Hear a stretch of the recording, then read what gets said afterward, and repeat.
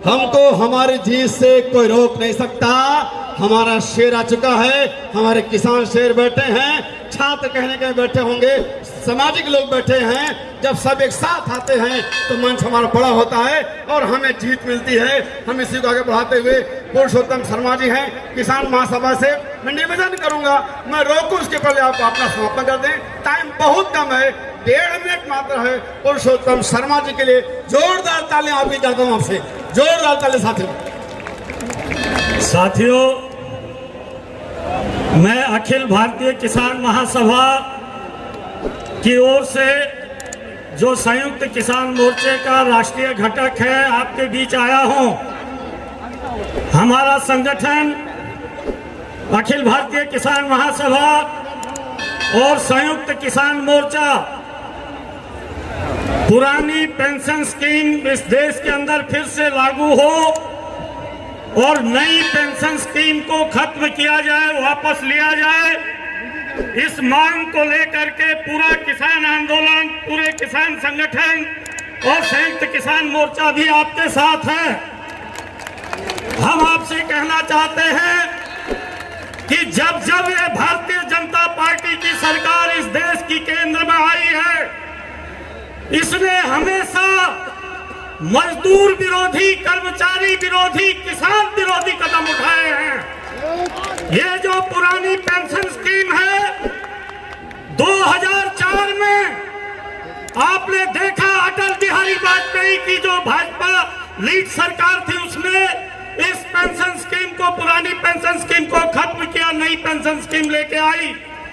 और उसी सरकार ने उसी दौर में किसानों के ऊपर भी बड़ा हमला किया, मजदूरों पर भी बड़ा हमला किया।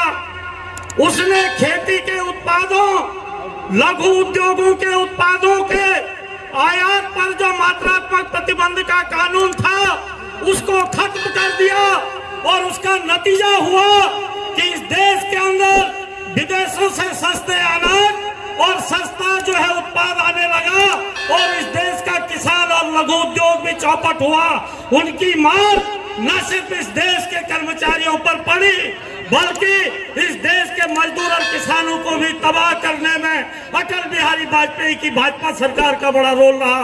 और आज मोदी सरकार सारे सरकारी सार्वजनिक संस्थानों को नीलाम कर रही है, निजीकरण की तरफ बढ़ रही है, ठेकाकरण की तरफ बढ़ रही है। किसानों के खिलाफ 3 कृषि बिल ला करके हमारी जमीनों पर कॉर्पोरेट का कब्जा कराने की साजिश कर रही थी। लेकिन हम कहना चाहते हैं कि देश के किसानों ने उन 3 कानूनों को वापस कराने की लड़ाई जो जीती है, वो अकेले किसानों ने नहीं, किसानों के साथ इस देश का मजदूर, इस देश का कर्मचारी भी था, तभी हम उस लड़ाई को जीत पाए हैं। और आज हम कहना चाहते हैं कि अपने कर्मचारी साथियों की इस लड़ाई के साथ हम हैं। जब तक आप इस लड़ाई को नहीं जीतेंगे, तब तक जो है हम आपके साथ रहेंगे। और इस लड़ाई को अगर जीतना है तो आने वाली 24 के लोकसभा चुनाव में ये जो मोदी सरकार है, ये जो भाजपा सरकार है, इसको गोल गोल हाथी का अंडा दिलाना है। पूरे देश भर में इस भाजपा को गोल गोल हाथी का अंडा दिलाने का आप सब प्रयास करेंगे।